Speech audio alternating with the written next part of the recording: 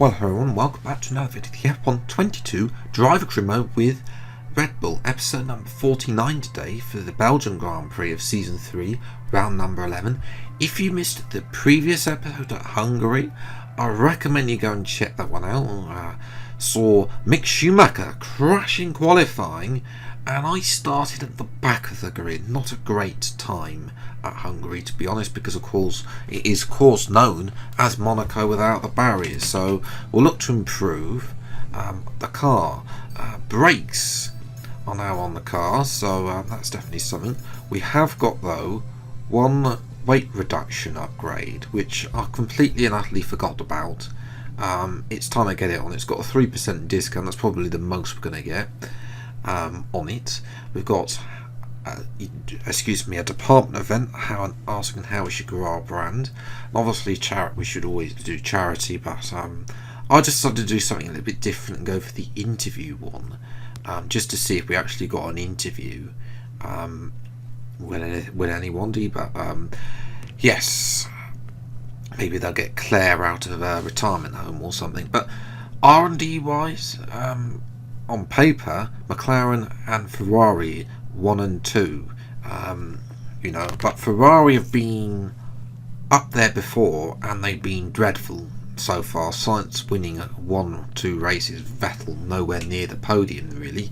Mercedes have fallen behind really, as have Alpine there, but of course on track is a completely different aspect. We all know that Belgium is a good track for me, really, especially the fact last time we were able to get our really fast straight line speed down the Kemmel Straight at 225 miles an hour last season. So in the Red Bulls, of course we've moved to Porsche power now compared to Honda power from season 2, so we'll have to wait and see how that compares up. But first lap on the mediums is P10, so this is promising. To get P10 on the medium tyre shows that we're going to have a good qualifying. Otherwise, the medium tyre actually is an indication. Like if you are ahead of people, then it just generally means we're going to have 5 tenths up on Hamilton's best time. But we all know that Mercedes is about the pace of a potting shed in a straight line, and then is lightning speed for every corner. As well, we've of course moved to the soft tyres, so we are 5 tenths up compared to the mediums, down to Pouhon, which was always a terrible corner on F1 21. Doesn't quite have the magic feeling it has on previous games, and is still a bit iffy on F1 22 there. And now 8.5 tenths up. Middle sector is always where I lose time compared to the AI, but I do make it up in the first and the final sector. We're at 8 tenths up on Hamilton now, so this is going to be a very good time, as Lando Norris though has done a 41.9. so can we beat a 41.9 and get a maiden pole position in this series? 1.1 second up on our previous best time. We've only dropped to P11 as well, so this is going to be, well, if it's not pole, it's definitely going to be close. Up to the line, straighten out, and it's a 41.8, and I think that's just enough. Yes, it is, for our first pole position of this career mode. They don't come along, might be the last one, you never know. Only so close, a tenth between covering the top 3 between myself, Norris and Leclerc there. Verstappen down in P4. So, Ferrari, second best car on the grid, 9th and 13th on the grid. Even Mercedes are laughing at them. As well, Gasly as well up there, flying a high in 7th place. So, yes, pole position. It's definitely, well, that's one hand on the win, surely. Hopefully we should be able to defend from Norris and Leclerc. We'll see what we can do from pole position on the grid. It's time for the race for today's Belgian Grand Prix. Welcome along then to the Belgian Grand Prix, the race that gave us the maiden victory to the Jordan team in 1998, and in the same team, the phenomenal debut of a young Michael Schumacher. There's always something special just around one of the many corners of this fan favourite circuit. So here we are once again, ready to go racing through the Ardennes forest, 4.35 miles of long straights, fast corners and massive elevation changes. It makes this not only one of the most exciting circuits on the calendar, but one that makes for some consistently high quality racing as well. Simply put, there really is no place quite like it. It's time to take a look at our starting grid for today's race. Phoenix lines up on pole position, edging out Lando Norris, who'll start from P2. As we continue through the rest of the grid today, we have Leclerc, Verstappen, George Russell and Gasly, Hamilton, Sainz, Ocon and Alex Albon, Vettel, Mick Schumacher, Nicholas Latifi and Joe Ricciardo. They'll be starting further back after an earlier grid penalty. Schwartzman, Lance Stroll and Yuki Tsunoda. Bottas and Kevin Magnussen fills the last spot on the grid. Which of these talented drivers will come out on top today? Anthony Davidson is alongside me as usual for the race today. Let's talk about Phoenix. What do you make of their performance so far this season? It's been a really solid year so far. There have been some incredible standout performances, but what's really impressed me has been the consistency. With this kind of form, I'm expecting another great race today. After the points finished last race, let's aim to keep that momentum going. From pole position, Mark will be looking to win the race, but of course we have got fast drivers behind us in the form of Norris, Leclerc and Verstappen. Race strategy is going to be a one-stop from soft to medium, not medium to soft, which is slightly slower, but we are starting on pole, so there's no need to be thinking about an alternative strategy to start the race on. So 5 red lights then for the Belgian Grand Prix, and short hold there, and away we go. Okay start. Can we get ahead of Norris? Norris will fly by on the inside line for turn 1, pushing a little bit wide in the form and the place of of Leclerc, but it's actually Russell's had a great start. Gets in front of Verstappen and has a look down the inside of Russell, who gets advantage. Not Russell, Leclerc there. And Leclerc and Russell going to go side by side through Pouhon and Eau Rouge. It's great racing between the two, not to cause contact or end up in the wall there. And now they're going to go side by side down the Kemmel Straight. And Russell should fall behind here on characteristics of the Mercedes, but he's not. Clearly using a bit of ERS more than Leclerc, or maybe lower downforce the Mercedes driver. And Russell's got it through the corner.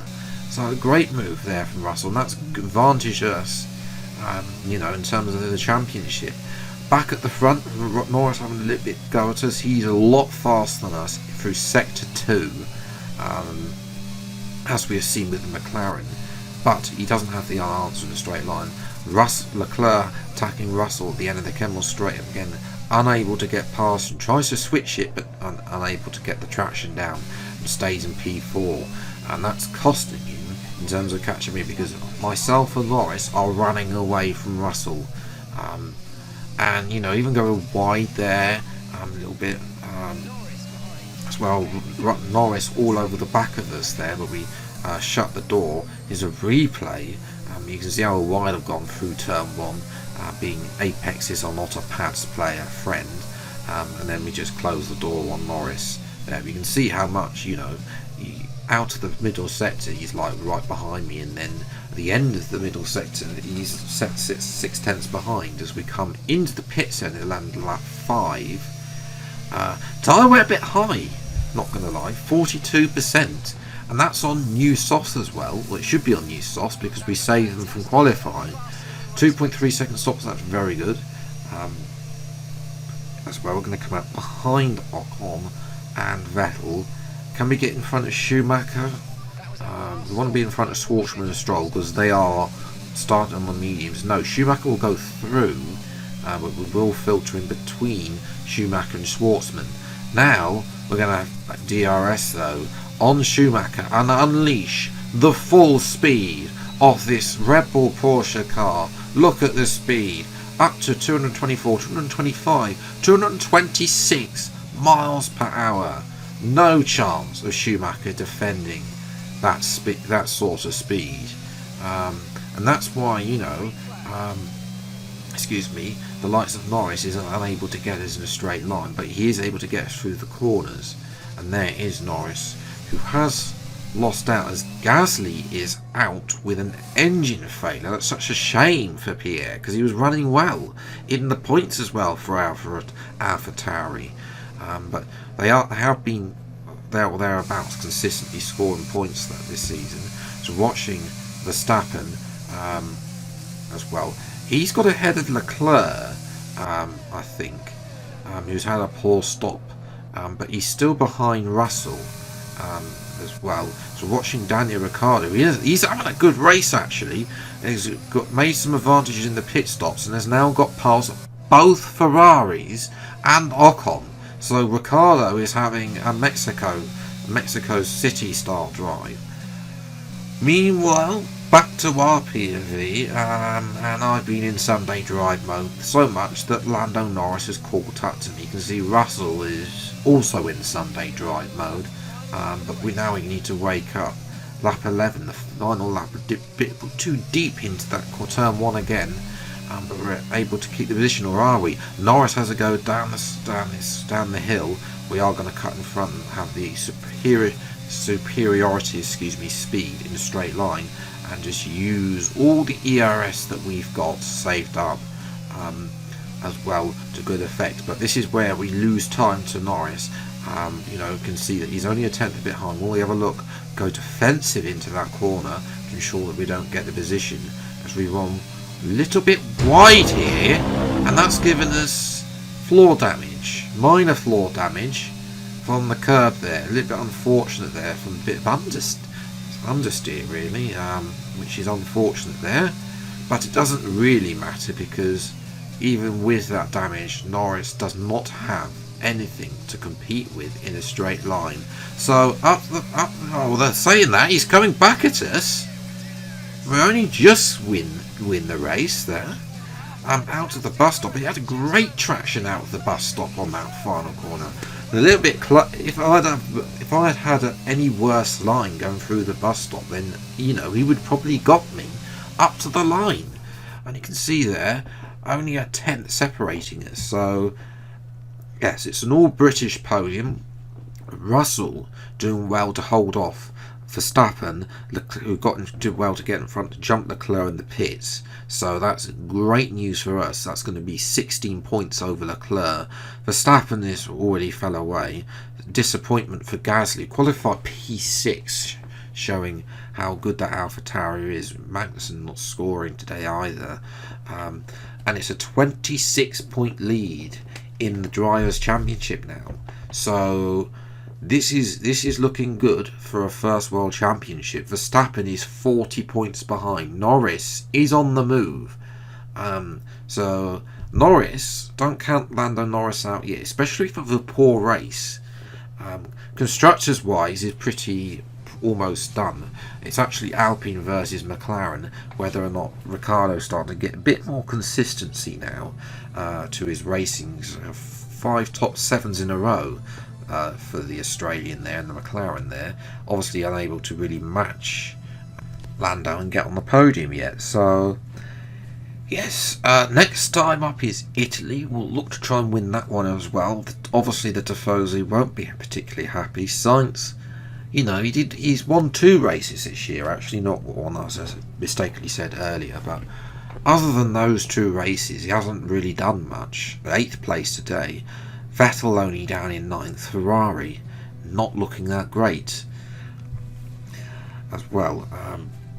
So yes, obviously then we've only got 5 races left this season, so this should be comfortable, but I don't want to jinx it because it only takes a couple of bad races or even a retirement and Leclerc gets a victory and all of a sudden we're level on points again. So yes, on that note, I'm going to leave it there. If you have enjoyed, leave a like, subscribe channel, and you see plenty more F122 drive command videos as and when they come out. Until the next video then, I'll see you next time. Take care, enjoy your day, and goodbye.